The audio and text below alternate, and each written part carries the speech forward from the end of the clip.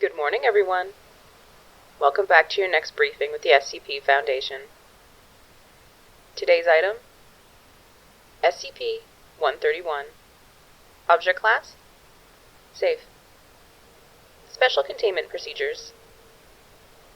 No special safety procedures are to be taken with SCP-131-A and SCP-131-B. They are free to travel about Site-19 so long as they do not attempt to enter any restricted areas or attempt to leave the facility. Casual contact with the subjects is permitted, but it is recommended that such contact be kept to a minimum to prevent the creatures from forming an attachment to personnel. Hourly tabs are to be kept on all subjects at all times. Failure to account for their presence at these times constitutes a Level 1 lockdown situation. Any report of abuse or mistreatment of the subjects will result in harsh reprimand.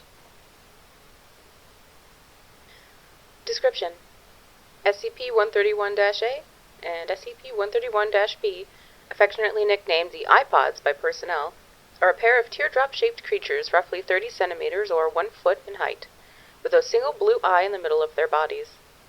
SCP-131-A is a burnt orange color, while SCP-131-B is more of a mustard yellow.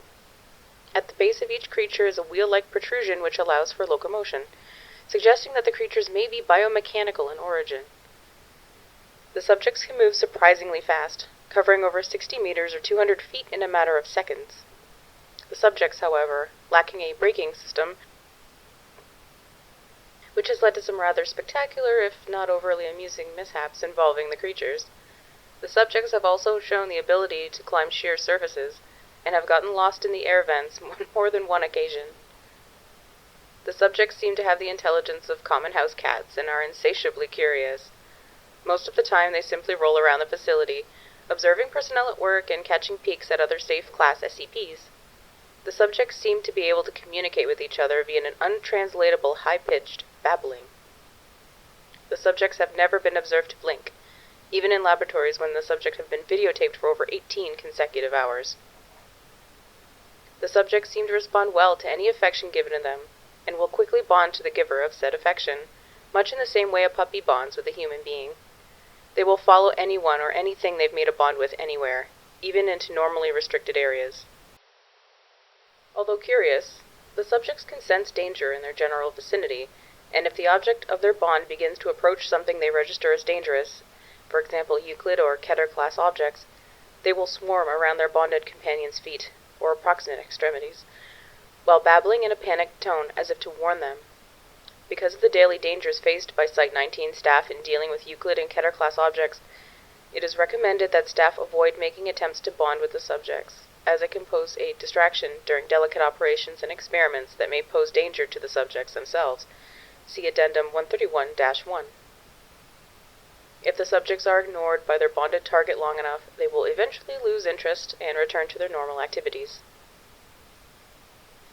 It should be noted that the subjects require no real care or maintenance from the site staff. They do not eat, leave droppings, or even sleep. It would seem that the only sustenance they require is visual stimulation, although this requires further study to verify.